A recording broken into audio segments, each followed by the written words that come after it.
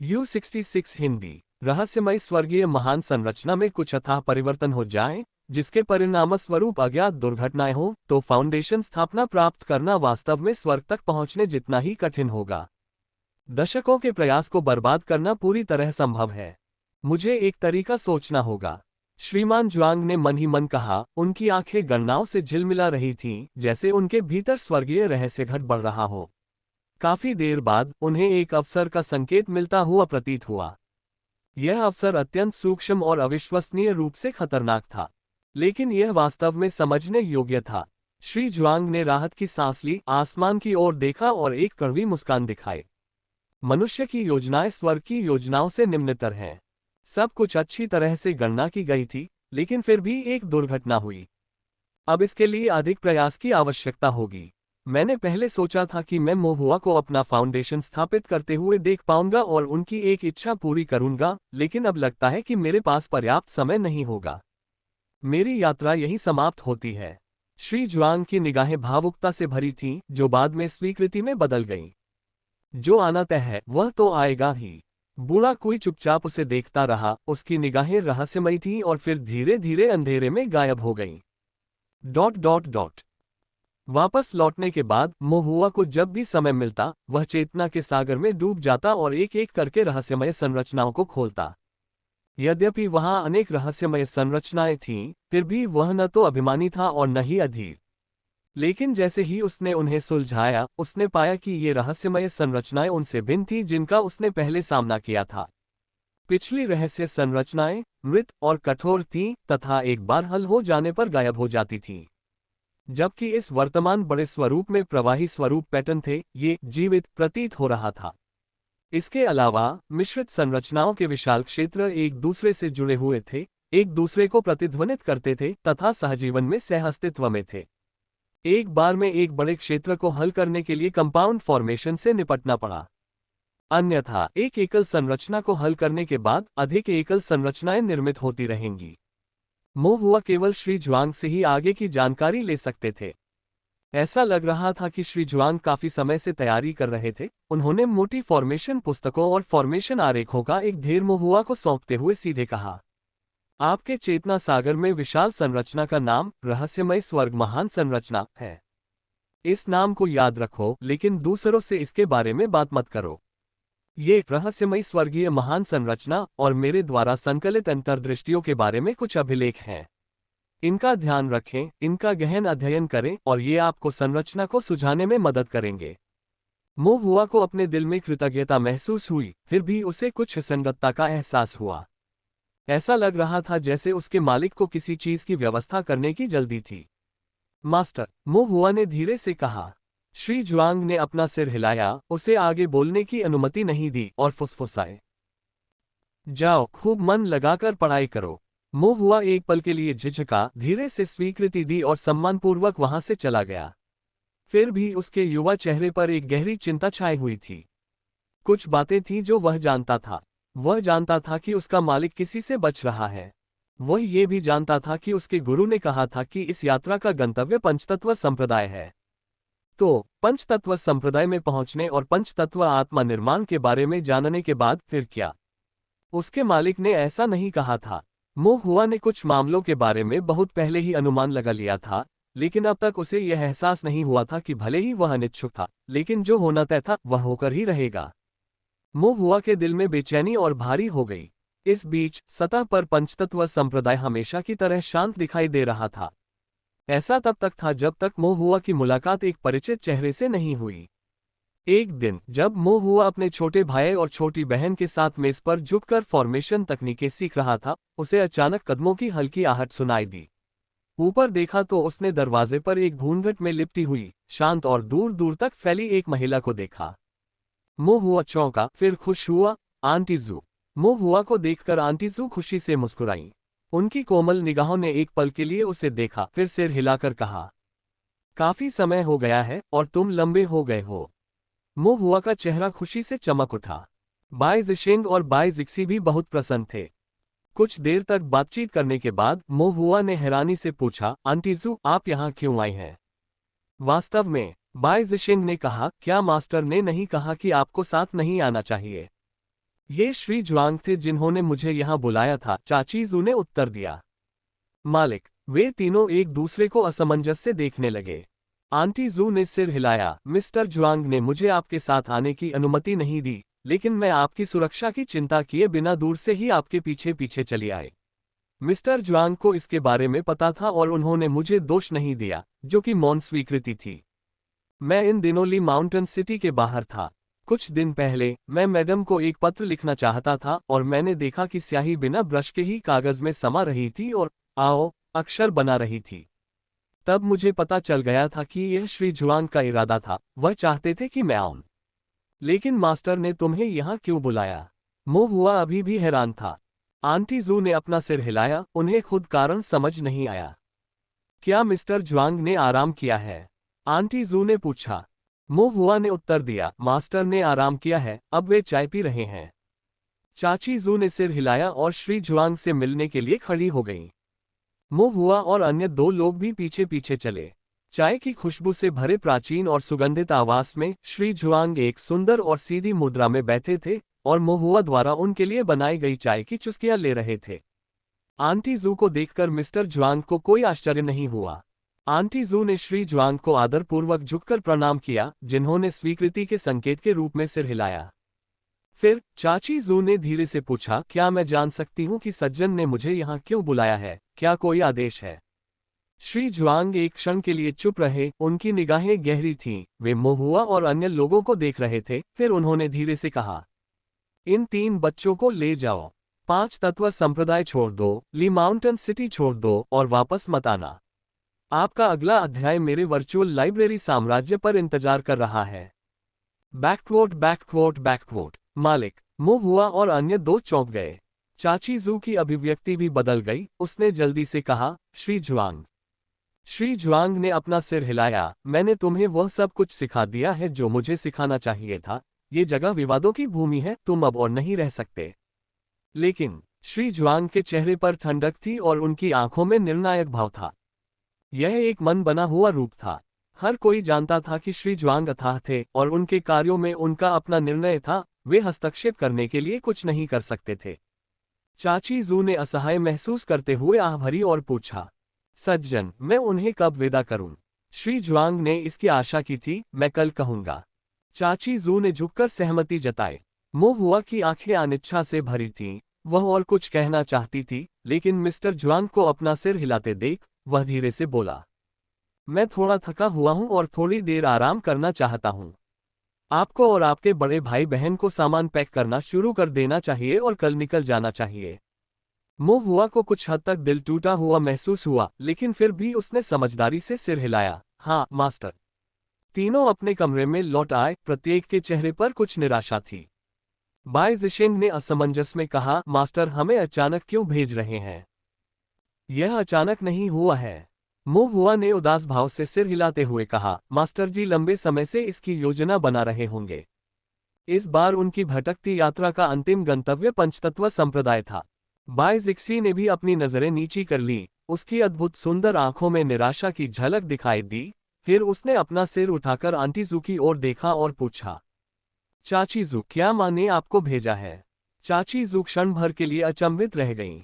Bye जिशेंग ने कहा, जिक्सी, चाची जू हमारी रक्षा करने के लिए माँ के आदेशों का पालन करते हुए यहाँ है ना? बाय जिक्सी ने अपना सिर हिलाया, यह अलग है। मेरा मतलब है, क्या माँ भी आ रही है? क्या आप माँ की ओर से मास्टर के आदेशों का पालन कर रहे हैं, उनके लिए रास्ता बना रहे हैं? चाची जू ने बाय जिक्सी की खूबसूरत आंखों में देखा और एक पल के लिए कुछ महसूस किया। मिस जिक्सी उस महिला से बहुत मिलती जुलती है, उतनी ही सुंदर, उतनी ही बुद्धिमान तथा उतनी ही तेज बुद्धि और निर्णायक, शायद इससे भी अधिक। चाची जू इसे छिपाना नहीं चाहती थी और उन्होंने सिर हिलाया, हाँ महिला आएगी। बाय जिक्सी की अभिव्यक्ति थोड़ी फीकी पड़ गई। बाय जिशेंग को अभी भी समझ नहीं आया, तो क्या होगा अगर माँ आ जाए? बाय जिक्सी ने अपने होठों को कसकर भींच लिया, उसकी निगाहें गहरी हो गईं। मास्टर और माँ एक ही संप्रदाय के शिष्य हैं, भाई बहन की तरह घनिष्ठ हैं, लेकिन इतने सालों से मास्टर माँ से मिलने को तैयार नहीं है। क्यों? बाय जिशेंग ने हैरान होकर पूछा। क्योंकि बाय जिक्सी एक पल के लिए रुकी, फिर गंभीरता से बोली, माँ मास्टर के खिलाफ साजिश रच रही है। षड्यंत्र रच रहे हो। बाई ज़िशेंग सदमे में उछल पड़ी। भाई बहन करीब थे और बाई ज़िशेंग खुले विचारों वाले होने के कारण कुछ चीजों पर ध्यान नहीं दिया था, लेकिन नाजुक दिमाग वाली बाई ज़िक्सी पूरी तरह से जागरूक थी। पहले माँ उसके खिलाफ साजिश नहीं रच सकती थी, इसलिए वह मास्टर से मिलने की हिम्मत नहीं करती थी, लेकिन अब जब वह आ रही है तो इसका मतलब है कि मास्टर नहीं जा सकते। बाई ज़िशेंग ने कहा, अगर माँ अभी जाए तो कोई बात नहीं है ना? क्या वह सचमुच मास्टर को नुकसान पहुंचाने वाली है? मास्टर के कई दुश्मन हैं। बाई ज़िक्सी ने नीचे देखा और आह भरी, अगर माँ इसका पूर्वानुमान लगा सकती है तो उसके दुश्मन भी ऐसा कर सकते हैं। अगर मास्टर नहीं जा सकते तो स्वाभाविक रूप से इसका मतलब है कि उन्हें कई विरोधियों का सामना करना पड़ेगा। मो हुआ ने भौहें चढ़ाईं, क्या मास्टर के इतने दुश्मन हैं? हाँ, बाई ज़िक्सी ने मो हुआ की ओर देखते हुए सिर हिलाया, काफी। कुछ लोगों की पुरानी शिकायतें होती हैं, जबकि कुछ लोग बस उस चीज की लालसा करते हैं जिसकी उन्हें नहीं करनी चाहिए। मो हुआ आश्चर्यचकित रह गया, क्या मास्टर के पास ऐसा कुछ है जिसे अन्य लोग चाहते हैं? बाई ज़िक्सी ने भौहें चढ़ाईं और चाची जू की ओर देखा। चाची जू एक पल के लिए हिचकिचाई, फिर आह भरी। श्री जुआंग के पास एक महान रहस्य है। ताओवादी दरबार के महान साधक इसे जानते हैं, दानव द्वार के पूर्वज इसे जानते हैं। आंटी जू ने व्यंग्यात्मक हंसी के साथ कहा, लेकिन यह ऐसी बात नहीं है जिसके बारे में मुझे जानकारी हो। ये साधक और शक्तियां मो हुआ की पहुंच से बहुत दूर थीं। एक क्यूई शोधन करने वाले ढीले साधक के रूप में मो हुआ को ऐसे संघर्षों की ज्यादा समझ नहीं थी, उसे बस श्री जुआंग की चिंता थी। मो हुआ ने पूछा, चाची जू, क्या मास्टर खुद को मुक्त नहीं कर सकते? चाची जू ने मो हुआ की आंखों में देखा, उन्हें थोड़ी सहानुभूति महसूस हुई, फिर भी उन्हें कहना पड़ा। यदि यह गंभीर स्थिति न होती तो श्री जुआंग शायद मुझसे आप सबको ले जाने के लिए नहीं कहते। तीनों ने निराशा से अपना सिर नीचे कर लिया। मो हुआ का दिमाग तेजी से घूम रहा था, लेकिन चाहे उसने इसके बारे में कितना भी सोचा हो, उसे एहसास हुआ कि वह पूरी तरह से शक्तिहीन था। वह अभी केवल क्यूई शोधन चरण में था, मात्र प्रथम श्रेणी का फॉर्मेशन मास्टर। यहां तक कि अगर वह एक अल्टीमेट फॉर्मेशन स्थापित कर भी पाता तो वह केवल प्रथम श्रेणी का ही होता। उनकी दिव्य भावना भले ही आधार स्थापना के स्तर पर हो, लेकिन ये सिर्फ आधार स्थापना ही थी। वह गणना तो जानता था, लेकिन वह कारण कार्य श्रृंखलाओं को नहीं देख सकता था या अपने गुरु की तरह स्वर्गीय रहस्यों की गणना नहीं कर सकता था। वह बड़ी संरचनाएं तो स्थापित कर सकता था, लेकिन वह उन्हें बनाने के लिए अपनी ताकत पर भरोसा नहीं कर सकता था ताकि स्थिति को मोड़ा जा सके। वह न तो अपने स्वामी की मदद कर सकता था और न ही उनकी रक्षा कर सकता था। मो हुआ ने निराश होकर आह भरी। उसने अपनी भौहें सिकोड़ ली, दिमाग पर जोर डाला, लेकिन अभी भी कुछ समझ नहीं आया। तभी उसने अचानक ऊपर देखा, उसके चेहरे के भाव अचानक बदल गए। मो हुआ की असामान्य प्रतिक्रिया देखकर चाची जू ने पूछा, क्या बात है? मो हुआ ने कोई जवाब दिए बिना भौहें सिकोड़ ली और कमरे से बाहर गलियारे में भाग गया, आसमान की ओर देखता रहा। चाची जू, बाई ज़िशेंग और बाई ज़िक्सी ने एक दूसरे को देखा और मो हुआ के पीछे बाहर चले गए और छत और रंगे हुए शहतीरों के बीच से अपनी आंखें आसमान की ओर उठाईं। लेकिन आसमान साफ नीला था और देखने लायक कुछ भी असामान्य नहीं था। बाई ज़िशेंग ने पूछा, मो हुआ, क्या हुआ?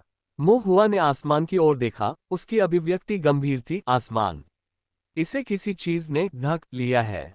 आंटी जू के चेहरे का रंग बदल गया और उन्होंने फिर से ऊपर देखा। एक क्षण बाद उनकी भौहें कसकर सिकुड़ गईं। माय वर्चुअल लाइब्रेरी एम्पायर पर विशेष कहानियां खोजें। वह अभी भी कुछ नहीं देख पा रही थी। आकाश उज्ज्वल और साफ था, एक भी बादल नजर नहीं आ रहा, लेकिन वह जानती थी कि मो हुआ की आध्यात्मिक जड़ भले ही साधारण थी, लेकिन उसे असाधारण दिव्य ज्ञान और संरचनाओं में विशेषज्ञता का वरदान मिला था। श्रीमान जुआंग की कृपादृष्टि के कारण उसने सचमुच कुछ असामान्य देखा होगा। हुआ की अभिव्यक्ति गंभीर हो गई। जब से उसने आकाशीय गड़गड़ाहट और अमर प्रतिमाओं को देखा था, वह अक्सर आकाश की ओर देखा करता था। यद्यपि वह कुछ भी नहीं देख सकता था, फिर भी वह आकाश से आती एक सूक्ष्म सांस को महसूस कर सकता था, ठीक पृथ्वी के ताओवादी अर्थ की तरह। हर बार जब वह आकाश की ओर देखता तो उसे स्वर्गीय दाव की शक्ति का एहसास होता, जो लगातार बढ़ती जा रही थी और कभी समाप्त नहीं हो रही थी। लेकिन अब वह इस निहितार्थ को समझ नहीं पा रहा था। ऐसा लग रहा था जैसे कोई चीज उसे रोक रही है। मो हुआ ने ऊपर देखा, उसकी निगाहें आसमान पर टिकी थीं और एक क्षण बाद उसकी पुतलियां कांप उठीं और वह बुदबुदाया। वे आ रहे हैं। चाची जू को अचानक धड़कन महसूस हुई और उन्होंने अचानक ऊपर देखा तो पाया कि मूल रूप से स्पष्ट नीला आकाश अचानक क्षितिज से रक्त की लहर के साथ उमड़ पड़ा था। एक रक्त लाल आत्मा बैनर ज्वार की तरह सूरज को अवरुद्ध कर रहा था, धीरे धीरे क्षितिज से एक साथ आ रहा था, फैल रहा था और ढक रहा था। ऐसा लग रहा था जैसे उसने पूरे पंचतत्व संप्रदाय को नहीं बल्कि पूरे ली पर्वत शहर को अपने में समाहित कर लिया हो। चाची जू की पुतलियां सिकुड़ गईं जब उन्होंने कहा, एक दानव पथ खजाना आत्मा शोधन बैनर ... अचानक असामान्यताएं प्रकट हुई और आकाश रक्त लाल हो गया। संपूर्ण पंचतत्व संप्रदाय तुरंत अराजकता में डूब गया। क्या चल रहा है? आसमान में ये खूनी समुद्र कहां से आया? इतनी मजबूत राक्षसी क्यों? क्या ये गोल्डन कोर स्टेज दानव कल्टीवेटर है? बुजुर्ग लोग हैरान और क्रोधित थे। दिन के उजाले और खुले आसमान के नीचे वे हमारे संप्रदाय को दानव पथ अत्याचारों से अपमानित करने का साहस करते हैं। ये पूरी तरह से घृणित है। आने वालों का कोई अच्छा इरादा नहीं है। वे न केवल बेकार हैं बल्कि एक बड़ी आपदा है। क्या वे सोचते हैं कि पंचतत्व संप्रदाय संरक्षकों के बिना है? मुख्य बुजुर्ग की अभिव्यक्ति गंभीर थी। उस समय आकाश में रक्त के समुद्र के भीतर एक विशाल दानव तलवार उभरी, जिसके ब्लेड पर एक विशाल रक्त से ढकी ऊर्ध्वाधर पुतली थी। पुतली के भीतर असंख्य चेहरे देखे जा सकते थे। वे विलाप कर रहे थे, पीड़ा में थे, संघर्ष कर रहे थे। मानो वे क्रोधित आत्माएं और भयंकर भूत थे जो दानव तलवार द्वारा निगले जाने के बाद शांति पाने में असमर्थ थे। तलवार के प्रकट होने के साथ ही आकाश की रक्तरंजित क्यूई तलवार क्यूई में संघनित हो गई, जो मूर्ति और वध की भयानक शक्ति से ओतप्रोत थी। एक और दानव पद गोल्डन कोर खजाना आत्मा बैनर जाल दानव तलवार मारता है। पंचतत्व संप्रदाय का प्रत्येक सदस्य भयभीत और कांप रहा था। मुख्य बुजुर्ग ने जोर से चिल्लाकर कहा, जल्दी करो, बड़े दल को सक्रिय करो, बड़े गठन को सक्रिय करें, बड़े गठन को सक्रिय करें। बुजुर्गों ने आदेश पर ध्यान देते हुए शीघ्रता से आदेश पारित कर दिया। थोड़ी देर बाद पंचतत्व संप्रदाय का पर्वत कांप उठा, आध्यात्मिक शक्ति उमड़ पड़ी और विशाल संप्रदाय के ऊपर एक एक करके अनेक संरचना पैटर्न प्रकाशित हुए, जिनके साथ आश्चर्यजनक आध्यात्मिक दबाव था, जिससे एक विशाल सरणी बन गई। 5 रंगों वाली रोशनियां आसमान में चमक रही थीं। द्वितीय श्रेणी के 5 तत्व पर्वतीय सुरक्षा संरचना को पूरी तरह सक्रिय कर दिया गया। 600 से अधिक वर्षों के बाद संप्रदाय के पर्वतीय संरक्षण व्यूह को अंततः एक बार फिर दिन का प्रकाश देखने को मिला। भारी मात्रा में आत्मिक पत्थर तुरंत भस्म हो गए और पानी की तरह आध्यात्मिक शक्ति संरचना धुरी के माध्यम से शक्तिशाली रूप से प्रवाहित हुई। मोह हुआ पंचतत्व पर्वत रक्षक संरचना के भीतर था, उसका हृदय स्पष्ट रूप से हिल गया था। ये था 5 तत्व पर्वत रक्षक संरचना। ये द्वितीय श्रेणी का गठन था। पैटर्न अधिक जटिल थे, धुरी अधिक गहन थी, 5 रंग चमकदार और चकाचौंध कर देने वाले थे और आध्यात्मिक शक्ति नदियों की तरह प्रवाहित हो रही थी। सुंदर और भव्य दोनों। मोह हुआ का दिल भावनाओं से कांप उठा और वह अचानक घबरा गया। मालिक, आत्मा बैनर और दानव तलवार गोल्डन कोर दानव कल्टीवेटर्स के खजाने थे। दानव साधकों ने ताओवादी न्यायालय की अवहेलना की और अचानक कदम उठाया। उनका लक्ष्य स्वाभाविक रूप से 5 तत्व संप्रदाय नहीं होगा, बल्कि उनके गुरु होंगे जो वर्तमान में संप्रदाय के भीतर थे। मोह हुआ अभी मुड़ा ही था कि उसे एहसास हुआ कि मिस्टर जुआंग पहले से ही उसके पीछे खड़े थे। मास्टर, मोह हुआ चिंतित दिखी। श्री जुआंग ने स्नेहपूर्वक उसके सिर पर थपथपाया, हल्के से मुस्कुराए, फिर पंचतत्व पर्वत रक्षक संरचना की ओर देखा और टिप्पणी की, ये संरचना अच्छी चीज है, कितने दुख की बात है। माय वर्चुअल लाइब्रेरी एम्पायर से विशेष रोमांच का आनंद लें। मोह हुआ ने भी ऊपर देखा और देखा कि भयानक दानव तलवार ने हजारों खूनी तलवार क्यूई धारियों को मूर्त रूप दे दिया था, जो अचानक भयंकर तूफान की तरह बड़े गठन पर हमला कर रही थी। राक्षसी क्यूई तलवार क्यूई के साथ एक के बाद एक आगे बढ़ी और बड़े गठन की आत्मा स्क्रीन पर प्रहार किया। संपूर्ण संरचना से तीव्र गुंजन ध्वनि निकली। संपूर्ण पंचतत्व संप्रदाय हिल गया, पत्थर कांपने लगे और संप्रदाय कांप उठा। गुफाएं ढह गईं, लकड़ी और पत्थर सब टूट गए। संरचना की आध्यात्मिक शक्ति तेजी से कम हो रही थी, लेकिन साथ ही आत्मा एकत्रीकरण व्यूह द्वारा अधिक आत्मा पत्थरों को परिष्कृत किया जा रहा था, जो नदी के पानी की तरह 5 तत्व पर्वत रक्षक संरचना में प्रवाहित हो रहे थे, संरचना आधार को स्थिर कर रहे थे और संरचना की सहायता कर रहे थे। दानव तलवार का हमला बंद हो गया। यद्यपि 5 एलिमेंट्स माउंटेन गार्डिंग फॉर्मेशन को काफी नुकसान हुआ, फिर भी वह कायम रहा। पंचतत्व संप्रदाय के सभी साधकों ने राहत की सांस ली।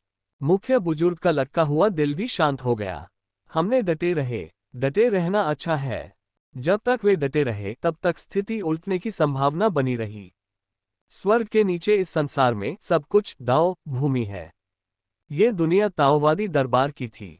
यद्यपि इन दानव पथ के दुष्टों ने अप्रत्याशित रूप से पंचतत्व संप्रदाय को इतनी दुस्साहसता से भड़काने का साहस किया, किंतु जब तक वे डटे रहेंगे ताओवादी न्यायालय या अन्य धर्मी ताओसुदरीकरण आएंगे और वे इस महान आपदा को विफल कर सकते हैं। मुख्य बुजुर्ग ने संप्रदाय के द्वार के बाहर 5 तत्वों के पर्वत रक्षक दल की ओर फिर से देखा। उसका हृदय आहों से भर गया। यह विशाल संरचना वास्तव में संप्रदाय की नींव है। जीवन और मृत्यु के बीच ये वास्तव में एक जीवन रक्षक खजाना है।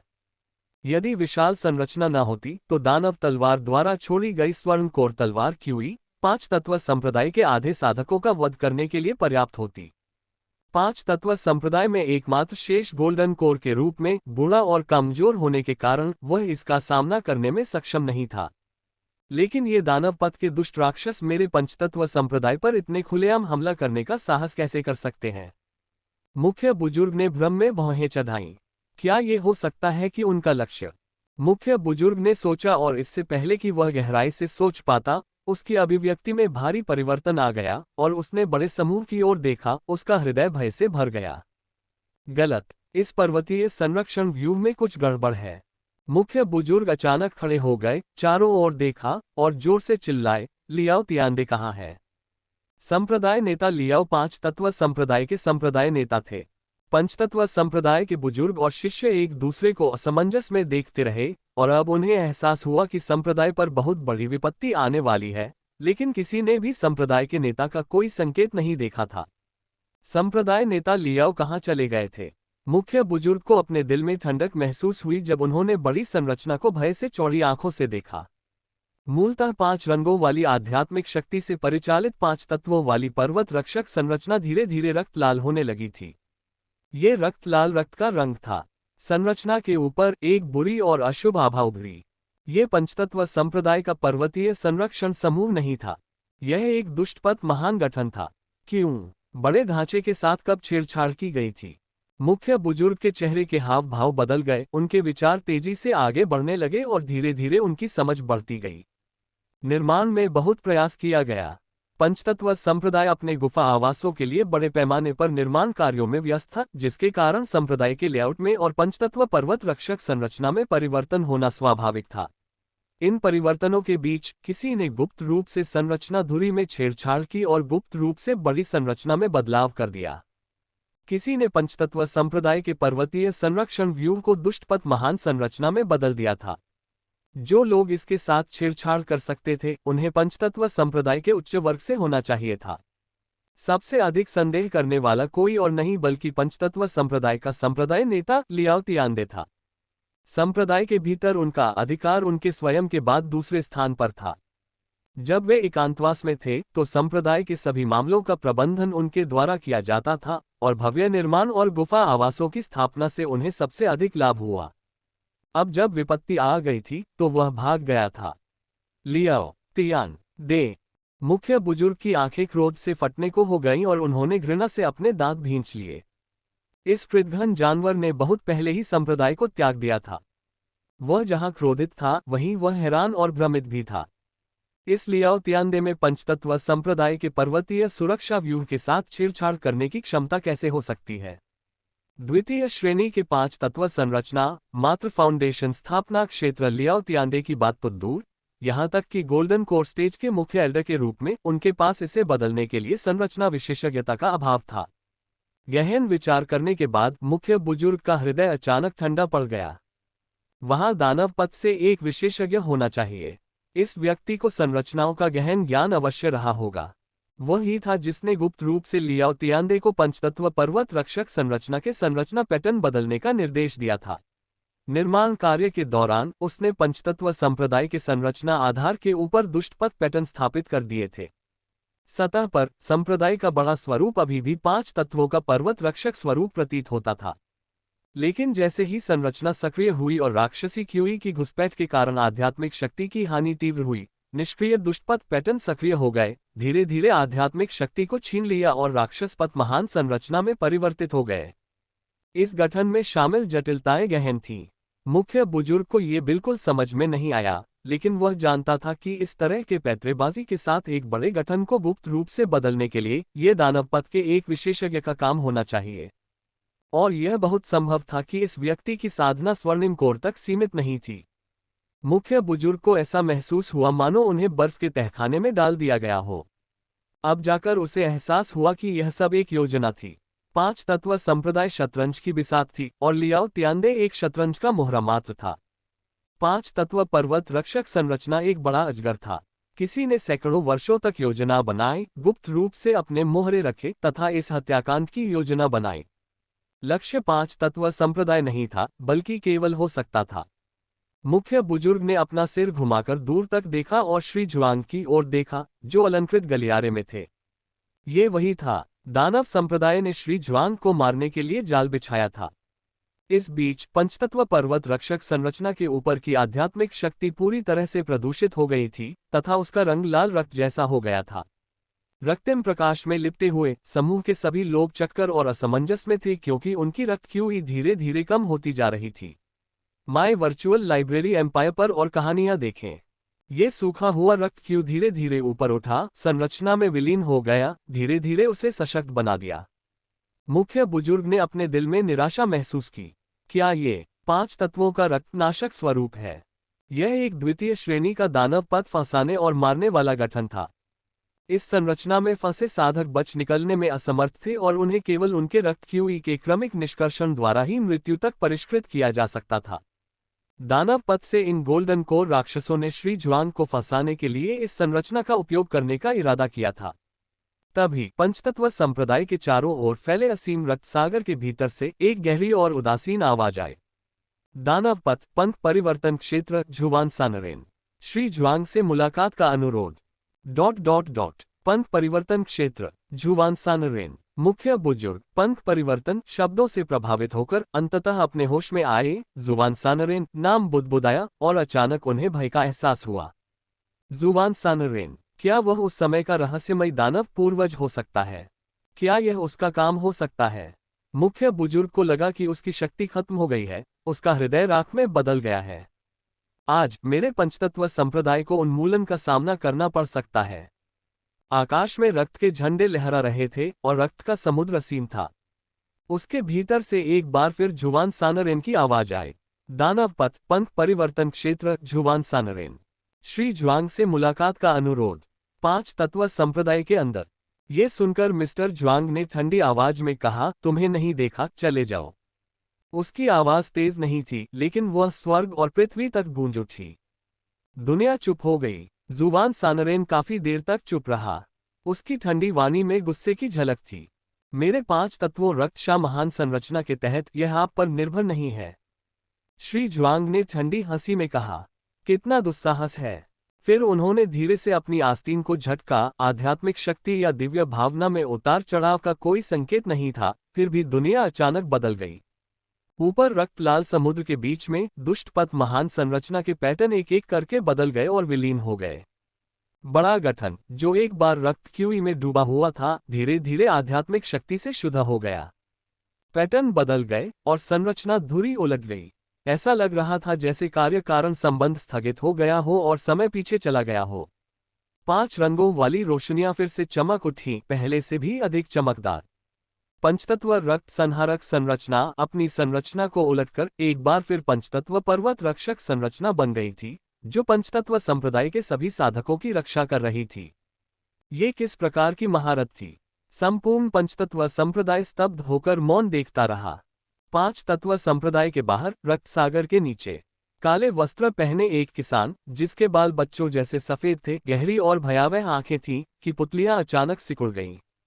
अमर स्वर्ग उल्टाव। वास्तव में पौराणिक काले वस्त्रधारी शैतान साधक, जिसके बाल सारस के समान सफेद थे और रंग युवक जैसा था, कोई और नहीं बल्कि झुवान सानरेन था, जो पंथ परिवर्तन क्षेत्र में दानव पथ का आदरणीय पूर्वज था।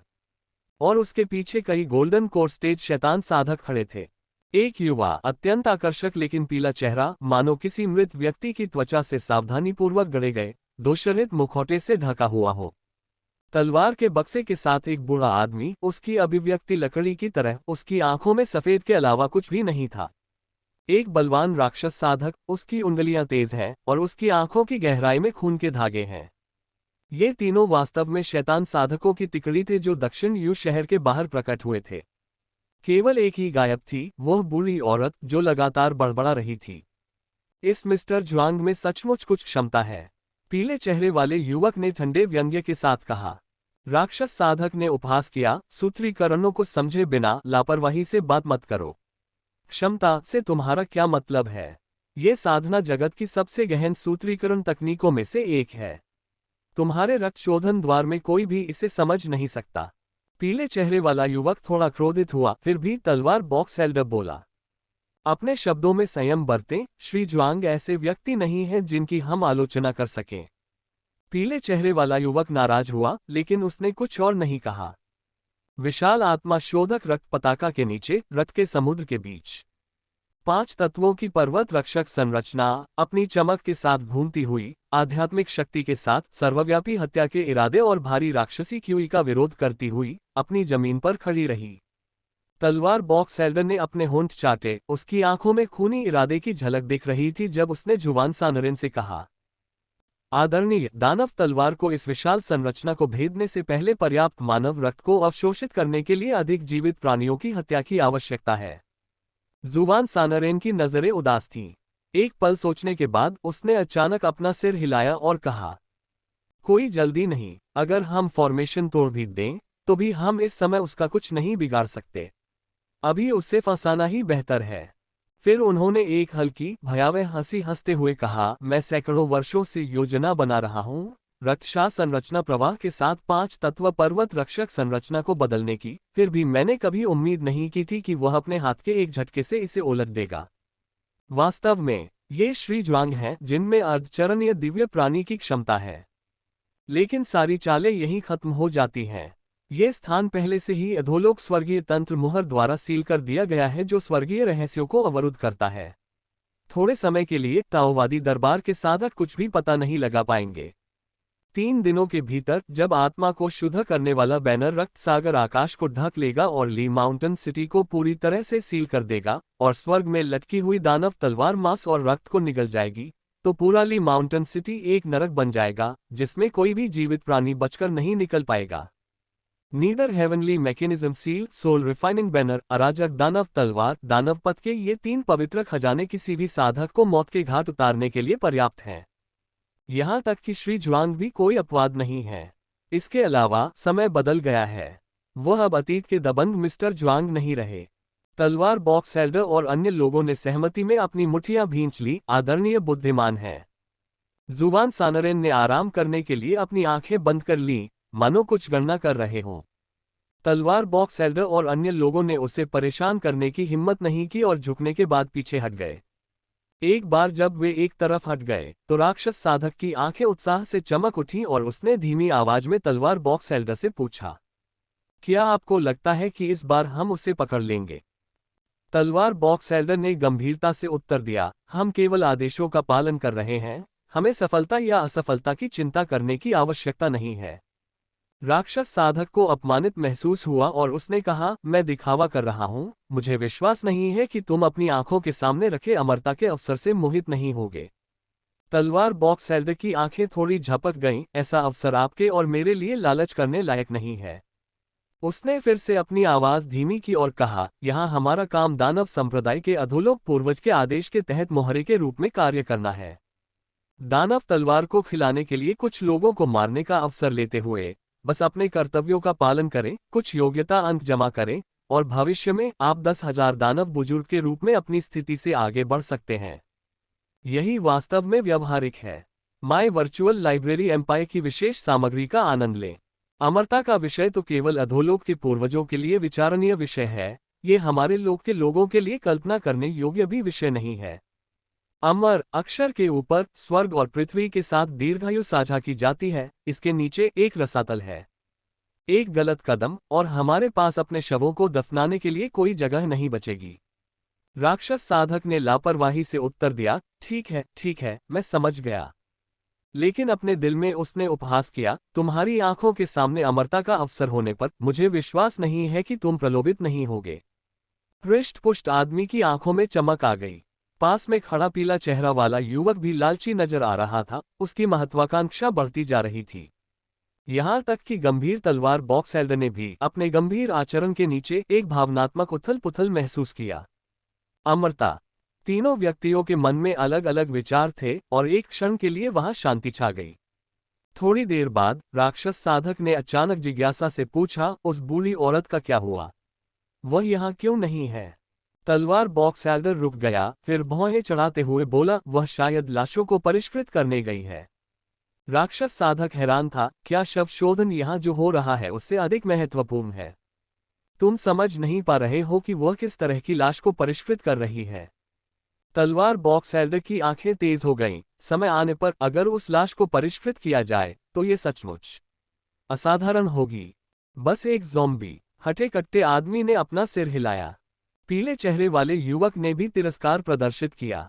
अल्पविराम। 5 तत्व संप्रदाय के भीतर पर्वत संरक्षण व्यूह के नीचे मुख्य बुजुर्ग ने श्री जुआंग को देखकर दुविधा में पड़ गए और काफी देर तक हिचकिचाते रहे, फिर झुककर प्रणाम किया और कहा, 5 तत्व संप्रदाय जीवन रक्षक अनुग्रह के लिए श्री जुआंग को धन्यवाद देता है। वह मन ही मन बहुत अनिच्छुक था। 5 तत्व संप्रदाय की आपदा श्री जुआंग की संलिप्तता का परिणाम थी, लेकिन मूलतः ये गद्दार लियाओ तियांदे के कारण हुआ। लियाओ तियांदे 5 तत्व संप्रदाय के संप्रदाय नेता थे। संप्रदाय के नेता ने दानव संप्रदाय के साथ सांठगांठ की, संरचना में बदलाव किया और श्री जुआंग के खिलाफ साजिश रची। इस दृष्टिकोण से पंचतत्व संप्रदाय भी दोषी था। 5 तत्व रक्त संहारक संरचना दुष्टपथ की द्वितीय श्रेणी की संरचना थी, जो अपने भीतर सभी साधकों के मांस और रक्त को परिष्कृत कर सकती थी। ये स्वर्णिम कोर साधक इसका विरोध नहीं कर सका। पंचतत्व संप्रदाय के अन्य शिष्यों की तो बात ही छोड़िए। यदि श्री जुआंग न होते तो आज पंचतत्व संप्रदाय का विनाश हो गया होता। शिष्य लगभग पूरी तरह से मारे गए या घायल हो गए, दुष्ट संरचना के लिए पोषण बन गए, उसी विशाल संरचना के नीचे मर गए जिसे उनके संस्थापक पूर्वजों ने अपने संप्रदाय के शिष्यों की रक्षा के लिए छोड़ा था। इसलिए हालांकि मुख्य बुजुर्ग अनिच्छुक थे, फिर भी उन्हें अपना सिर झुकाना पड़ा और श्री जुआंग के प्रति आभार व्यक्त करना पड़ा। एक और कारण था, वो पंचतत्व संप्रदाय की नींव को संरक्षित करना चाहते थे। 5 तत्व संप्रदाय के बाहर रक्त के झंडों ने आकाश को ढक लिया था तथा रक्त का समुद्र सर्वत्र फैल गया था। राक्षस की तलवार ऊंची लटकी हुई थी और उसकी जानलेवा आभा चारों ओर फैल रही थी। इसके अलावा पंथ परिवर्तन क्षेत्र का एक रहस्यमय दानव पूर्वज भी था। ये तो एक मृत अंत था। मुख्य बुजुर्ग का हृदय निराशा से भर गया। उसने मनन में बहुत दिमाग खपाया, फिर भी गतिरोध तोड़ने का कोई रास्ता नहीं सूझ रहा था। उसकी उम्मीदें बस अथाह मिस्टर जुआंग पर टिकी थीं। उन्हें आशा थी कि श्री जुआंग उन्हें जीवित रहने का रास्ता दिखा सकेंगे, 5 तत्व संप्रदाय के अनुयायियों के लिए जीवित रहने का रास्ता दिखा सकेंगे। हालांकि पहले पैदा की गई अनेक कठिनाइयों के बाद अब वह बोलने में बहुत शर्मिंदा था। ऐसा लग रहा था कि श्री जुआंग ने मुख्य बुजुर्ग के विचारों को समझ लिया था और उदासीनता से कहा, मैं तुम्हें बचा सकता हूँ। मुख्य बुजुर्ग का दिल कांप उठा और उसकी आंखों में आशा दिखाई दी, लेकिन वह उलझन में भी था। तुम? श्री जुआंग ने कहा, मेरे शिष्य को आपकी विरासत में मिली है, जो आपके संप्रदाय की ओर से एक उपकार है। कारण और प्रभाव के चक्र में एक दयालुता का कार्य दूसरे का हकदार होता है। मैं तुम्हें एक बार बचाता हूँ, तुम्हें जीने का रास्ता दिखाता हूँ। ये कर्मों का निपटान भी है और पंचतत्व संप्रदाय के पूर्वजों को लेखा जोखा भी देना है। मुख्य बुजुर्ग बहुत खुश थे, लेकिन उन्हें एक आंतरिक संघर्ष महसूस हो रहा था और वे बोलने में कठिनाई महसूस कर रहे थे। माय वर्चुअल लाइब्रेरी एम्पायर पर अपनी अगली पुस्तक खोजें। श्री जुआंग की अभिव्यक्ति उदासीन रही और उन्होंने इसके अलावा कुछ नहीं कहा। काफी देर तक हिचकिचाने के बाद मुख्य बुजुर्ग ने, जो अपनी बात नहीं रख पाए, वह प्रश्न पूछा जो काफी समय से उन्हें परेशान कर रहा था। श्रीमान जुआंग, मेरे पंचतत्व संप्रदाय से आपके शिष्य ने वास्तव में क्या विरासत प्राप्त की है? श्री जुआंग ने हल्के से मुस्कुराते हुए कहा, आप क्या सोचते हैं? मुख्य बुजुर्ग ने सोचते हुए अपनी भौहें सिकोड़ लीं। 5 तत्वों की आत्मा संरचना। मुझे डर है कि यह सिर्फ इतना ही नहीं है। अगर तुम्हें पता भी होता तो तुम क्या कर सकते थे? मुख्य बुजुर्ग आश्चर्यचकित रह गए। श्री जुआंग ने अपना सिर हिलाया। 5 तत्वों की परम संरचना आप में से कोई भी इसे नहीं सीख सका। अन्य विरासतें भले ही प्राप्त हो जाएं, वे आपके लिए क्या उपयोगी होंगी। ये शब्द मुख्य बुजुर्ग के दिल पर गहरी चोट कर गए, लेकिन उनके पास उनका खंडन करने की कोई शक्ति नहीं थी। वर्षों से युवा शिष्य आराम में लिप्त रहे और प्रगति के लिए प्रयास नहीं किया। बहुत समय हो गया था जब कोई भी 5 तत्व परम गठन सीख सका था। मोती धूल से ढका हुआ था, यह उनकी अपनी गलती थी। मुख्य बुजुर्ग ने गहरी सांस ली। श्री जुआंग की निगाहें तीव्र हो गईं और उन्होंने कहा, यदि मेरा शिष्य किसी दिन संरचनाओं में निपुण हो जाए और इस विरासत को आगे बढ़ाना चाहे, तो वह इसे आपके पंचतत्व संप्रदाय को वापस दे सकता है। मुख्य बुजुर्ग चौंक गए और गंभीरता से पूछा, सज्जन, क्या सचमुच आपकी यही इच्छा है? श्री जुआंग ने सिर हिलाया, लेकिन एक शर्त है जो आपको माननी होगी। मुख्य बुजुर्ग की भौहें तन गईं। वह जानते थे कि मुफ्त में कुछ नहीं मिलता, लेकिन चूंकि बात उनकी विरासत की थी, इसलिए उन्होंने फिर भी कहा, कृपया बोलें, महोदय। श्री जुआंग ने गंभीर स्वर में कहा, आपको मेरे शिष्यों के मामलों का जिक्र किसी से नहीं करना चाहिए, खासकर मेरे सबसे छोटे शिष्य से। 5 तत्व संप्रदाय के कारोबार, विरासत और यहाँ तक कि इस तथ्य के बारे में चुप रहो कि वह यहाँ आए थे और आप उनसे मिले थे, इनके बारे में फिर कभी बात मत करना। मुख्य बुजुर्ग दंग रह गए। ये श्री जुआंग की आंखों में गहरी नजर थी, उनका व्यवहार गंभीर था। मुख्य बुजुर्ग के दिल में एक ठंडक दौड़ गई और वह तुरंत समझ गए कि यह मामूली सी बात बहुत महत्वपूर्ण हो सकती है। मान गया। मुख्य बुजुर्ग ने गंभीरता से सिर हिलाया।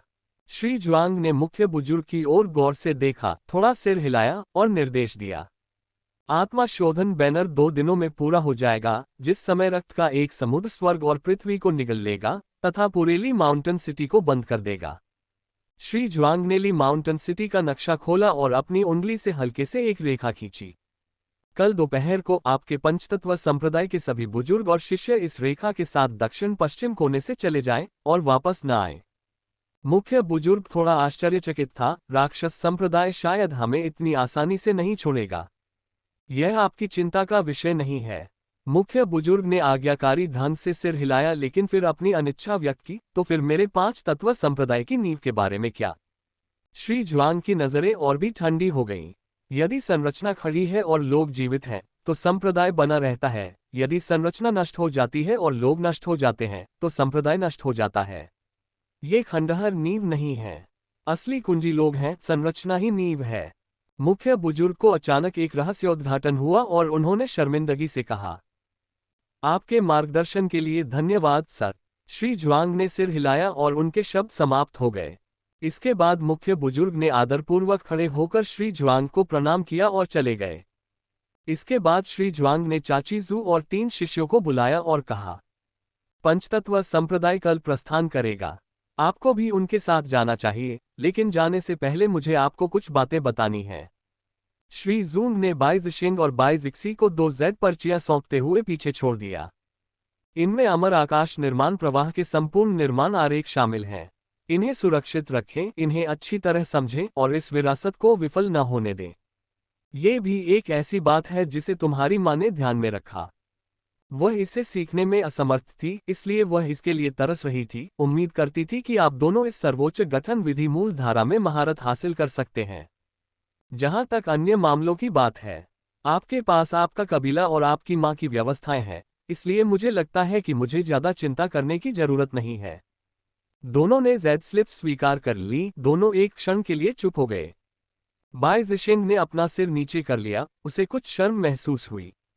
थोड़ी हिचकिचाहट के बाद बाई जिक्सी ने धीरे से कहा, मास्टर, मुझे माफ करना माँ। वाह। मिस्टर जुआंग ने हल्के से मुस्कुराते हुए कहा, वह पिछली पीढ़ी का मामला था, इसका आपसे कोई लेना देना नहीं है। उसने दोनों बच्चों की ओर दयालुता से आश्वस्त भाव से देखा। तुम्हारे चरित्र और प्रतिभा दोनों ही बहुत अच्छे हैं। अमर आकाश संरचना प्रवाह तुम्हें मेरी अपनी इच्छा से सिखाया गया था, न कि केवल तुम्हारी माँ की वजह से।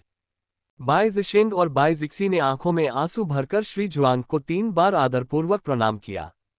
श्री जुआंग ने विनम्रतापूर्वक उनका स्वागत स्वीकार किया और फिर धीरे से आह भरी। भविष्य में अपना अच्छा ख्याल रखना और अपने सबसे छोटे शिष्य का अच्छा ख्याल रखना। हम करेंगे। बाई जिशिंग और बाई जिक्सी दोनों ने गंभीरता से सिर हिलाया। इसके बाद वे अनिच्छा से वहां से चले गए। ज्वांग ने मो हुआ को अकेले में बुलाया। मालिक, मो हुआ की आंखें दुखने लगीं। श्री ज्वांग ने धीरे से मुस्कुराया, हाथ हिलाया, मो हुआ को अपने पास बुलाया और उसे एक अंगूठी दी। यह अंगूठी साधारण थी, फिर भी इसमें प्राचीन और भव्य आभा थी। तुम्हारे बड़े भाई बहन के पास कुल, पृष्ठभूमि और यहाँ तक कि एक असाधारण साधक माता भी है, उन्हें किसी चीज की कमी नहीं है। इसलिए तुम्हारे स्वामी के रूप में मैं इसे तुम्हारे पास छोड़कर तुम्हारा थोड़ा उपकार करूंगा। यह एक स्टोरेज रिंग है।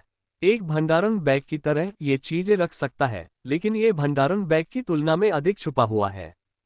यद्यपि आप एक ऐसे ढीले साधक के जीवन से आए हैं जिसके पास बहुत अधिक खजाने नहीं हैं, फिर भी आपके पास कुछ गुप्त वस्तुएं हैं, विशेष रूप से त्यानयान जुए की जेड स्लिप और वह 5 तत्व संरचना प्रवाह चार्ट।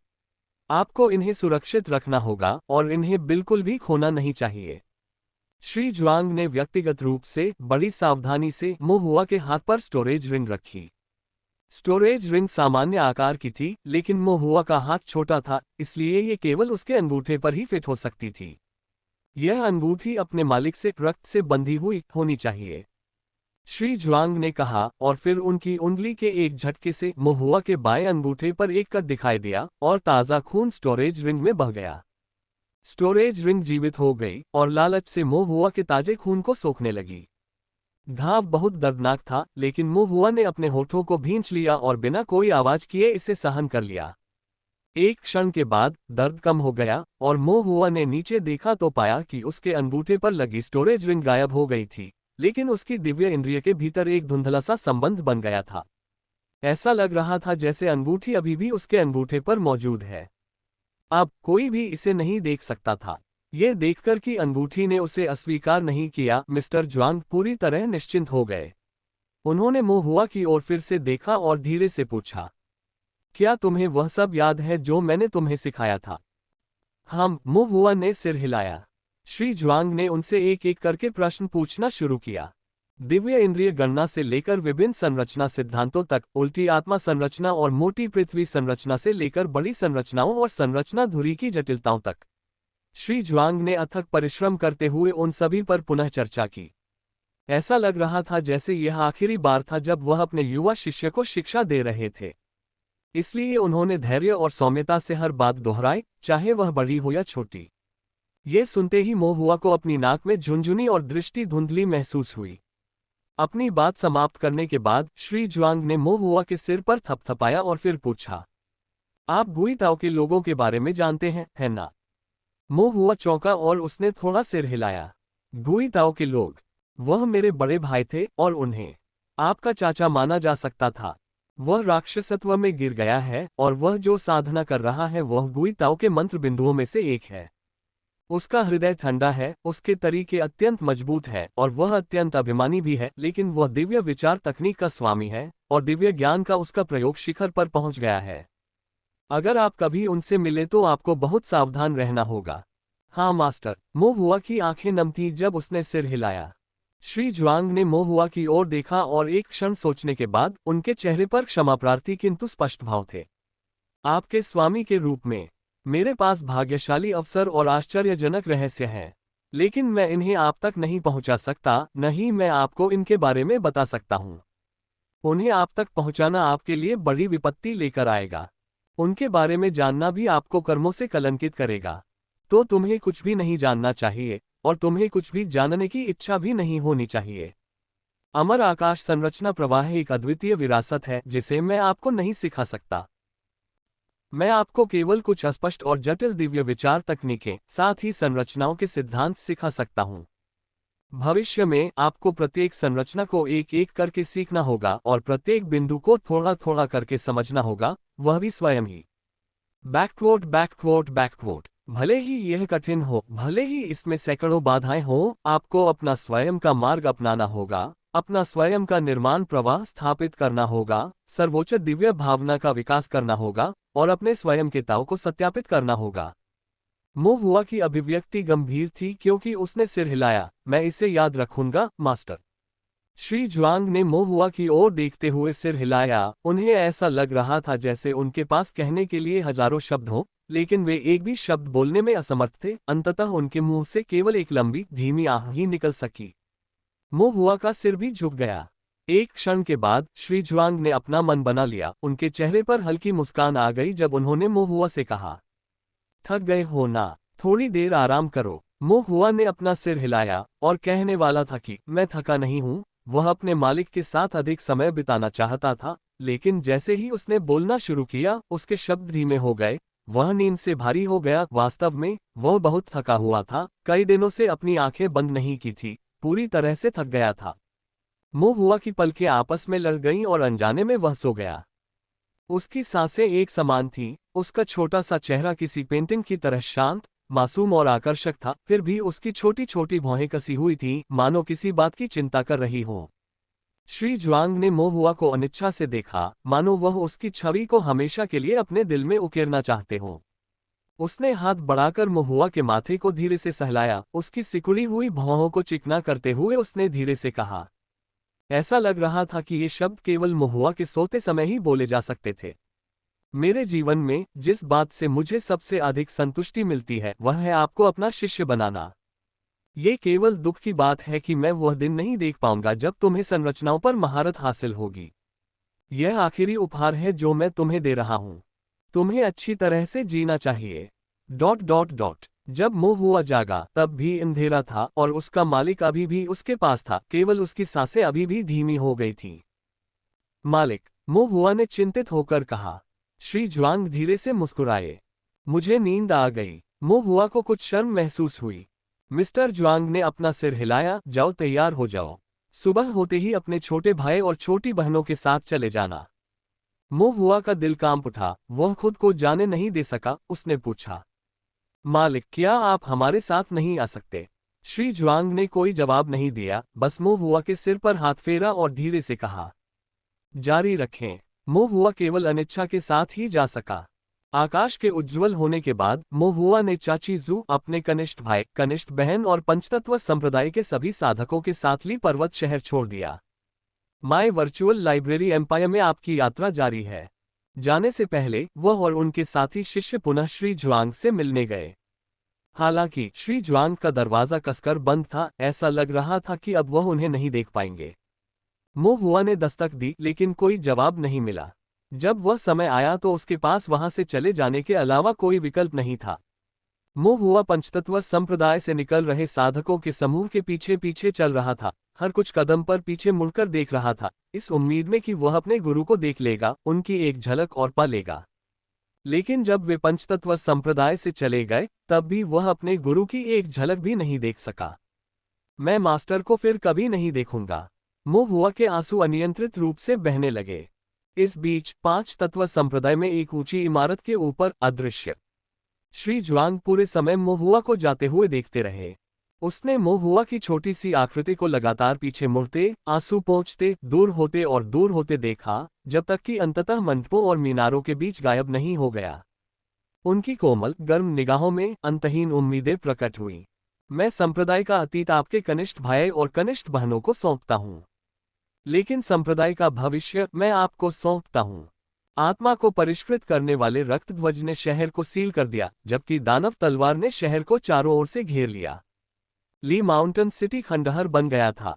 कल की जटिल नक्काशी और चित्रकारी अब मलबे और टूटी दीवारों में तब्दील हो गई थी, और कभी शानदार वैभव अस्त व्यस्त हो गया था। बिग वाइट गाड़ी खींचते हुए आगे चल रहा था। मोहुआ और कनिष्ठ भाई, कनिष्ठ बहन और चाची जू पंचतत्व संप्रदाय के साधकों के बड़े समूह के साथ पीछे पीछे चल रहे थे। जब वे संप्रदाय के क्षेत्र को छोड़कर पर्वतीय सुरक्षा व्यूह से बाहर निकलकर उजाड़ली पर्वत शहर में प्रवेश कर रहे थे, आसपास का माहौल देखकर मोहुआ को एहसास हुआ कि ली माउंटेन सिटी लंबे समय से एक खाली खोल थी और इसके कई निवासी व्यापारी वास्तव में छिपे हुए दानव साधक थे। सच्चे कृषक बहुत कम थे, और जब आपदा आए तो इनमें से अधिकांश किसान या तो मर गए, घायल हो गए या भाग गए। व्यापारी कृषक स्थानीय नहीं थे। वे लाभ के लिए आए और जब कुछ नहीं बचा तो चले गए। माय वर्चुअल लाइब्रेरी एम्पायर पर अपनी गाथा जारी रखें। कोई भी ली माउंटेन सिटी के भाग्य को साझा नहीं करना चाहता था और किसी को भी ली माउंटेन सिटी के अस्तित्व की परवाह नहीं थी। मिट्टी के बिना फूल खिलता तो है, लेकिन क्षण भर में मुरझा जाता है। एक समय में बहुमूल्य और समृद्ध रहे ली माउंटेन सिटी ने अपनी समृद्धि कम होते जाने के साथ ही मिट्टी और मिट्टी की मूर्तियों के अपने उजाड़ वास्तविक स्वरूप को उजागर कर दिया। लेकिन मोहुआ को इन बातों की परवाह नहीं थी।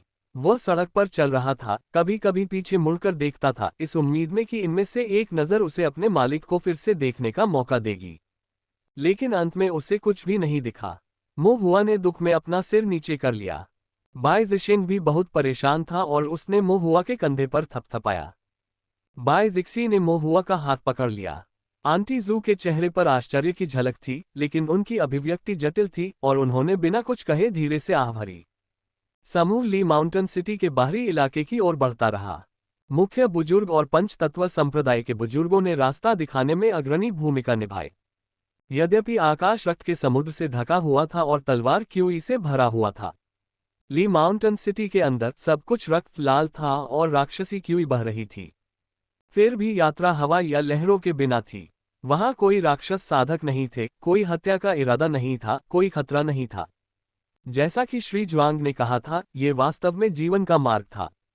मुख्य बुजुर्ग को ये बात कुछ अविश्वसनीय लगी, लेकिन साथ ही उन्हें राहत भी महसूस हुई। उन्होंने मन ही मन आह भरी। श्री ज्वांग वास्तव में एक महान व्यक्ति हैं। उन्होंने मेरे पंचतत्व संप्रदाय के प्रति बड़ी दयालुता दिखाई है। जैसे जैसे समूह आगे बढ़ता गया, उन्हें ली माउंटेन सिटी के महान द्वार तक पहुंचने में बस कुछ ही क्षण लगे। इस द्वार से बाहर निकलने का मतलब था ली माउंटेन सिटी से बाहर निकलना। इसका उद्देश्य विवादों और पीड़ा के इस स्थान को छोड़ना भी था। मुख्य बुजुर्ग ने राहत की सांस ली, लेकिन जब उसने ऊपर देखा तो उसने जो सांस छोड़ी थी वह वापस रुक गई। उसकी रीढ़ में ठंडक दौड़ गई। उनके सामने शहर का द्वार अचानक रक्त के समुद्र से घिर गया, जिससे उनका आगे का रास्ता बंद हो गया। और उसी समय शहर के द्वार के ऊपर विचित्र आकार के किसानों का एक समूह खड़ा था। बीच में काले वस्त्र पहने, सफेद बाल और युवा चेहरे वाली एक आकृति थी, जिसकी निगाहें गहरी और उदास थीं। ये रहस्यमय दानव पूर्वज था। उसके बगल में एक राख से रंगे चेहरे वाला बूढ़ा आदमी खड़ा था, जिसके हाथ में एक अजीब सी तलवार की पेटी थी। एक बिना दाढ़ी वाला युवक खड़ा था, जिसने एक ऐसा मुखौटा पहना हुआ था जो किसी मृत व्यक्ति के नाजुक चेहरे जैसा लग रहा था, और एक अन्य व्यक्ति जिसके नुकीले दांत और रक्त लाल आंखें थीं। इन कुछ लोगों के पीछे कम से कम आधार स्थापना साधना वाले दानव साधकों का एक समूह था, जो सभी एक भयावह आभा बिखेर रहे थे। मुख्य बुजुर्ग की आंखों में भय झलक रहा था और वह बुरी तरह डर गया था। पंचतत्व संप्रदाय के साधक भी पीले पड़ गए। जुबान सानरेन उदास होकर मुस्कुराया। रक्त ध्वजा के नीचे आत्माओं और भूतों का पुनर्जन्म नहीं हो सकता, एक भी आत्मा नहीं बचेगी। मैं तुम्हें कैसे जाने दे सकता हूँ?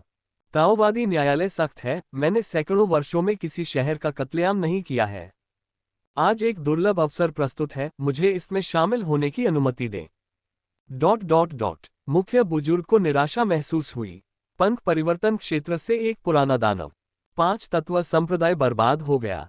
दुखी चेहरे के साथ मुख्य बुजुर्ग कुछ कहने ही वाले थे कि उन्होंने देखा कि जुबान सानरेन की उदास मुस्कान फीकी पड़ गई, मानो उन्होंने कुछ ऐसा देख लिया हो जिससे वह कठोर हो गए हों। जुबान सानरेन की निगाहों का अनुसरण करते हुए मुख्य बुजुर्ग ने देखा कि एक बुजुर्ग पश्चिम की ओर थोड़ी दूर पर एक छत पर बैठा हुआ था। उसका चेहरा जर्जर था, उसका शरीर मृत लकड़ी की तरह था। ये ओल्ड कुई के नाम से जाना जाने वाला अथाह बुजुर्ग था, जो श्री ज्वांग के साथ था।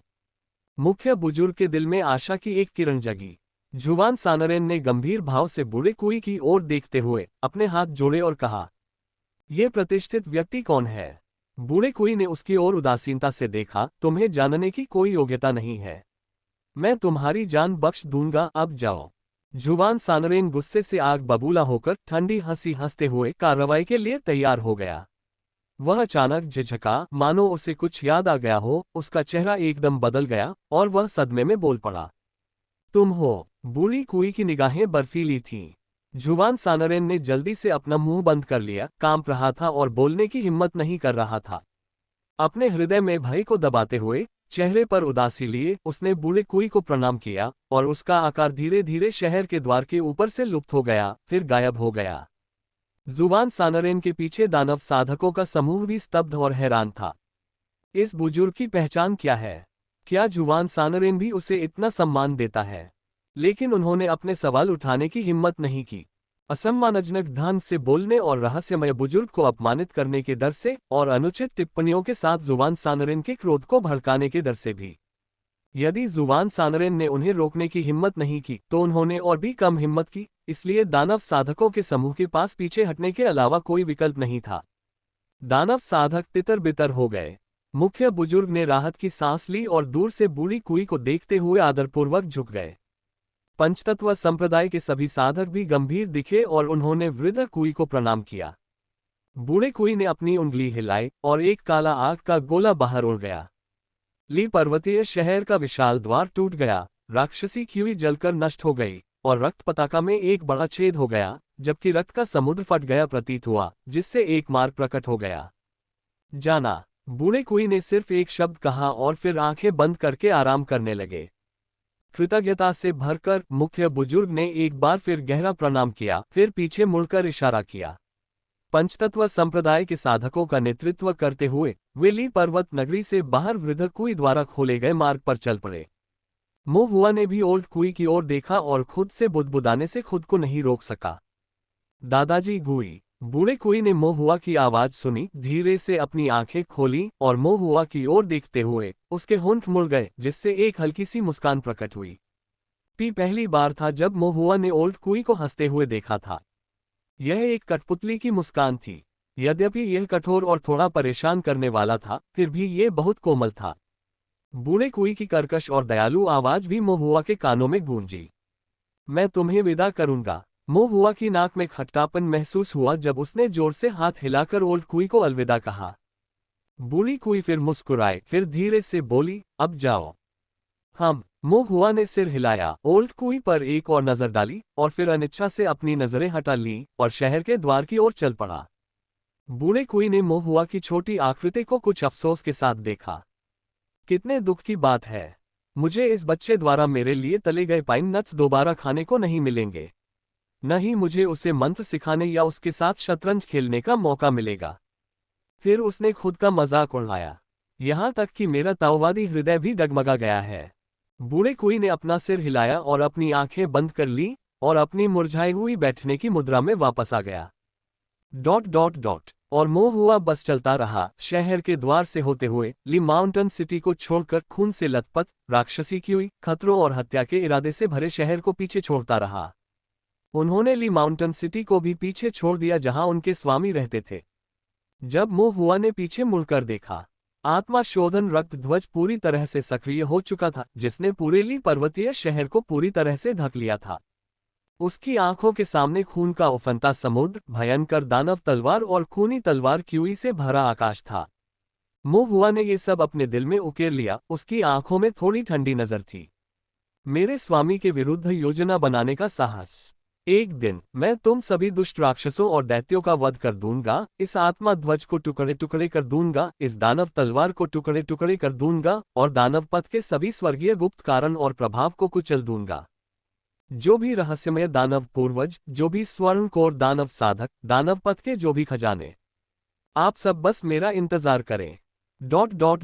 उस समय ली माउंटेन सिटी में जुवान सानरेन, जो अभी अभी ओल्ड कुई की भयावह उपस्थिति से उबरा था, ने अचानक महसूस किया कि उसका दिल फिर से कांप उठा। उसने जल्दी से अपनी छाती से एक हड्डी वाला कंपास निकाला। कंपास में एक ताला लगा हुआ था, जो काले रक्त से सना हुआ था तथा उस पर प्राचीन संरचना के नमूने उत्कीर्ण थे। इसके केंद्र में एक राक्षसी आंख लगी हुई थी जो देखने में क्रूर थी तथा लगातार झपकती रहती थी। ये दानव पथ का बहुमूल्य स्वर्गीय रहस्य कारण और प्रभाव था, अधोलोक स्वर्गीय तंत्र मोहर। जुवान सानरेन ने भौहें चढ़ाईं। अभी अभी ये स्वर्गीय तंत्र सील कांप उठी। इसका क्या मतलब है? ये किससे डरता है? इसमें डरने की क्या बात है? जुवान सानरेन ने अपनी उंगली काट ली, उसे अपने माथे पर लगा लिया, जिससे खून की एक धार बन गई जो अपने आप बहने लगी। उसकी दिव्य अनुभूति लगातार तीव्र होती गई। उसने अपने हाथ से एक इशारा किया, सावधानीपूर्वक अनुमान लगाया, लेकिन कुछ देर बाद भी वह चकित था। मैं कुछ भी समझ नहीं पा रहा हूं। ये सब रहस्य है। फिर भी एक अशुभ संकेत का अस्पष्ट संकेत प्रतीत हो रहा था। ऐसा लग रहा था जैसे संयोगवश उसने नदी में मछलियों का एक समूह छोड़ दिया हो। लेकिन इन तलना के बीच एक छोटा और क्रूर मगरमच्छ था। लेकिन करीब से देखने पर नदी असीम रूप से फैली हुई थी, लहरें हिलोरे मार रही थीं, अस्पष्टता का सागर था और कुछ भी दिखाई नहीं दे रहा था। जुबान सानरेन एक क्षण के लिए सन रह गया, फिर उसने अपना सिर हिलाया। यह सिर्फ एक भ्रम है, यह कोई संयोग नहीं हो सकता। ली माउंटेन सिटी से लगभग दर्जनों मील बाहर सड़क पर एक मोड़ था। माय वर्चुअल लाइब्रेरी एम्पायर पर अपडेट के लिए बने रहें। मोहुआ और पंचतत्व संप्रदाय के लोग यहाँ अलग होने वाले थे। मुख्य बुजुर्ग ने मोहुआ की ओर देखा, उसकी अभिव्यक्ति जटिल थी। पंचतत्व संप्रदाय की सच्ची विरासत इसी बालक के पास थी। पंचतत्व संप्रदाय का भविष्य भी उसके हाथ में हो सकता है। यद्यपि वह नहीं जानता था कि पंचतत्व संप्रदाय की वास्तविक विरासत क्या है, न ही यह कि उसका भविष्य क्या होगा, परंतु श्री जुआंग ने उसे यही बताया था और वह केवल इस पर विश्वास कर सकता था। लेकिन भविष्य में पंचतत्व संप्रदाय को यह सौभाग्य प्राप्त होगा या नहीं, यह एक अलग मामला है।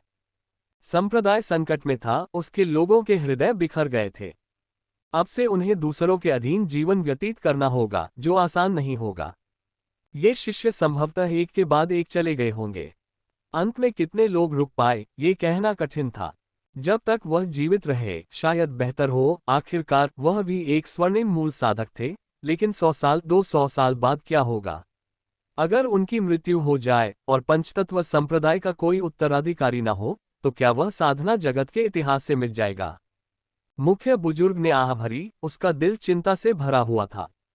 उसने मोहुआ की ओर देखा और हाथ जोड़कर विदा ली। युवा सज्जन, अपना ध्यान रखना। मोहुआ ने भी अपना सम्मान व्यक्त किया। मुख्य बुजुर्ग, कृपया अपना ध्यान रखें। उम्मीद है कि एक दिन ऐसा आएगा जब हम फिर मिलेंगे।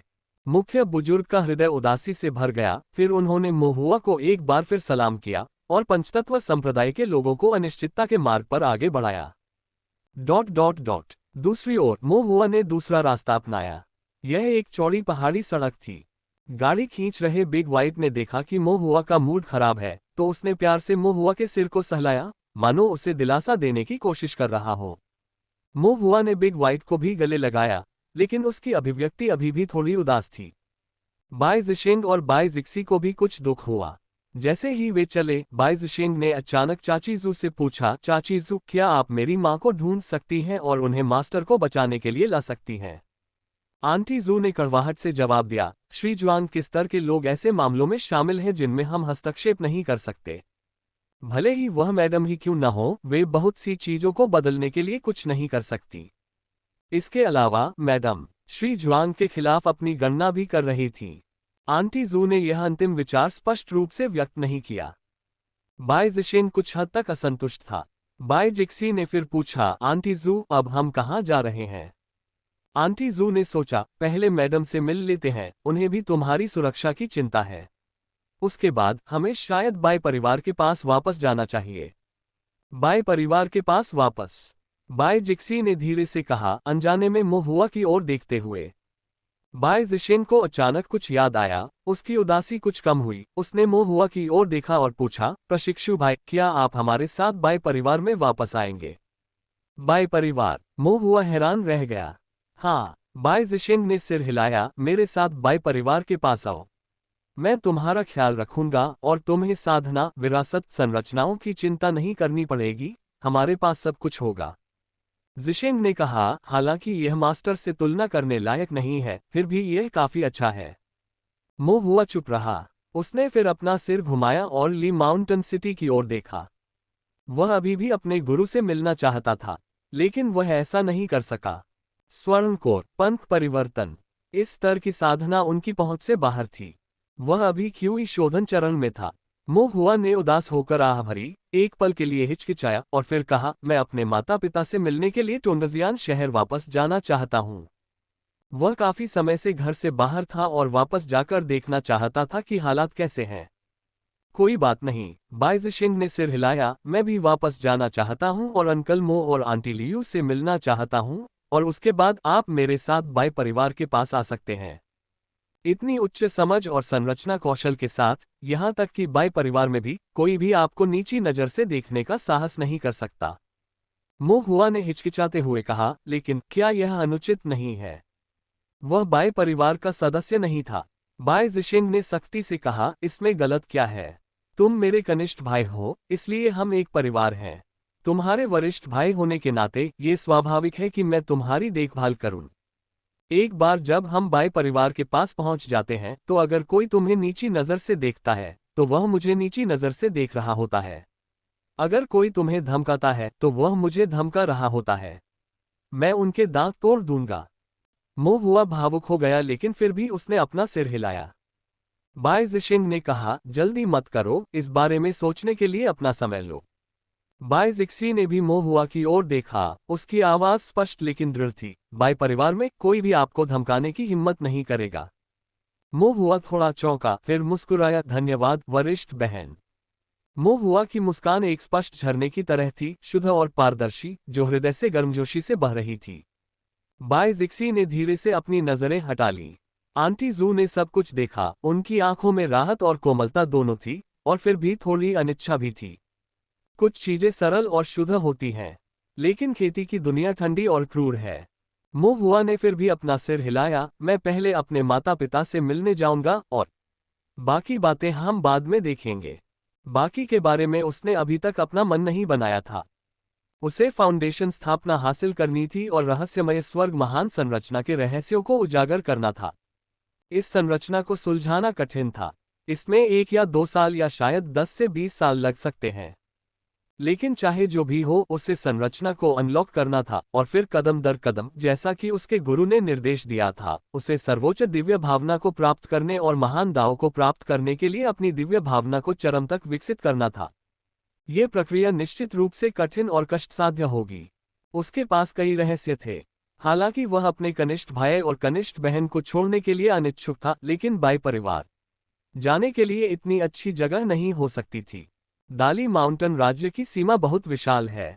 एक बार जब वेली माउंटेन सिटी से बाहर निकले तो पहाड़ों की परतों और घुमावदार रास्तों के साथ निरंतर लहराती दाली पर्वत श्रृंखला सामने आ गई। मो हुआ और उसके साथी पहाड़ी रास्तों पर चलते हुए ली माउंटेन सिटी से दूर होते चले गए। पहाड़ियां जैद की तरह थीं, बादल भाप से भरे और रंग बिरंगे बादलों की तरह। शानदार दृश्य ने उनकी उदासी को कम कर दिया, फिर भी उनमें अंतहीन लालसा छोड़ दी। मो हुआ और बाकी लोगों के दिलों में एक खालीपन था। माय वर्चुअल लाइब्रेरी एम्पायर के खास रोमांच का आनंद लें। कई दिनों तक चलने के बाद आंटी जू की भौहें सिकुड़ गईं। बाई जिशिंग ने पूछा, चाची जू क्या हुआ? चाची जू ने एक पल के लिए सोचा और अपना सिर हिलाया, कुछ नहीं। अगले 5 या 6 दिनों के बाद आंटी जू की अभिव्यक्ति अधिक से अधिक गंभीर होती गई। तब दूसरों को एहसास हुआ कि कुछ गड़बड़ है। बाई जिक्सी ने कहा, चाची जू क्या हुआ? चाची जू एक पल के लिए हिचकिचाए और फिर सच बता दिया। 10 दिन पहले मैंने जेड स्लिप के जरिए मैडम को एक संदेश भेजा था, जिसमें मैंने स्थिति स्पष्ट की थी, लेकिन अब तक ये संदेश नहीं पहुंचा है। ऐसा लगता है कि सिर्फ ली माउंटेन सिटी ही नहीं, पूरा दाली माउंटेन ही बंद पड़ा है, जहां स्वर्गीय रहस्य छिपे हुए हैं और संचार टूट गया है। वे सभी गंभीर दिख रहे थे। मो हुआ ने ऊपर देखा और सचमुच महसूस किया कि आसमान धुंधला हो गया है। वह आसमान तो देख सकता था, लेकिन ये भी देखा कि वह पहले जैसा बिल्कुल नहीं था। ऐसा लग रहा था जैसे कोई चीज उसे रोक रही है। आंटी जू, आसमान में क्या छाया हुआ है? मो हुआ ने पूछा। चाची जू ने भौहें चढ़ाईं, यह शायद नीदर हेवनली मैकेनिज्म सील हो सकती है। स्वर्गीय तंत्र मुहर। हाँ, आंटी जू ने सिर हिलाया। स्वर्गीय तंत्र मुहर एक प्रकार का जादुई खजाना है जो स्वर्गीय रहस्यों को छिपा सकता है, कारण और प्रभाव को बंद कर सकता है, और यहाँ तक कि संदेशों को अलग भी कर सकता है, जिससे अन्य साधक कुछ भी देखने, पता लगाने या भविष्यवाणी करने से रोक सकते हैं। धर्मी दाव और दानव पद दोनों के पास ऐसे खजाने हैं। हालांकि इतने बड़े पैमाने पर स्वर्गीय रहस्यों को अवरुद्ध करने और पूरे दाली पर्वत को अलग थलग करने के लिए ऐसा खजाना असाधारण होना चाहिए। ये बहुत संभव है कि ये दानव पद के सर्वोच्च खजानों में से एक हो, जो कि अधोलोक स्वर्गीय तंत्र मुहर है। दानव पद का सर्वोच्च खजाना, नेदर हेवनली मैकेनिज्म सील। मो हुआ ने सिर हिलाया और नाम याद कर लिया। अब हम क्या करें? बाई जिशिंग ने पूछा। चलो पहले चलें, दाली पर्वत को छोड़ दें, चाची जू ने भौहें चढ़ाते हुए कहा, लेकिन उनकी अभिव्यक्ति गंभीर बनी रही। कई दिनों के बाद जब वे दाली पर्वत छोड़ने वाले थे तो साधकों का एक समूह अचानक उनके सामने प्रकट हुआ। ये किसान बिना किसी चेतावनी के आए थे, लेकिन ऐसा लग रहा था जैसे वे वहां काफी समय से इंतजार कर रहे थे। कुछ ने काले वस्त्र पहने थे, अन्य ने रक्तरंजित वस्त्र पहने थे, उनके रूप रंग भिन्न भिन्न थे। वहां एक दुबला पतला ताओवादी था जिसके आधे चेहरे पर जलने के निशान थे। एक मोटा बुद्ध था जिसकी आंखें मुस्कुराने से मुश्किल से खुल रही थीं। एक आकर्षक महिला साधक थी जिसके होंठ रक्त लाल थे और नुकीले दांत निकले हुए थे, और एक शव चालक था जिसकी पीठ पर एक शव था। इन दर्जन भर लोगों से एक भयावह और गहन आभा निकलती थी, फिर भी यह संयमित थी। वे सभी बिना किसी अपवाद के गोल्डन कोर चरण के दानव साधक थे। भीड़ में मोहुआ ने जिस एकमात्र व्यक्ति को पहचाना, वह एक साधक था जो फाउंडेशन स्थापना के अंतिम चरण में था। उसने 5 रंगों वाला ताओवादी वस्त्र और एक सुनहरा मुकुट पहना हुआ था। पंचतत्व संप्रदाय से लियाओ तियानदे, जो पूर्व संप्रदाय नेता था। एक समय संप्रदाय का नेता अब घुटने टेककर चापलूसी से मुस्कुरा रहा था। लियाओ तियानडे ने मोहुआ और अन्य लोगों की ओर इशारा करते हुए एक युवक को संबोधित किया, जिसने असाधारण रक्त रंग के कपड़े पहने हुए थे, बेहद सुंदर। उसके माथे पर एक भयावह खून का निशान था। संत वारिस, ये श्री जुआंग के प्रत्यक्ष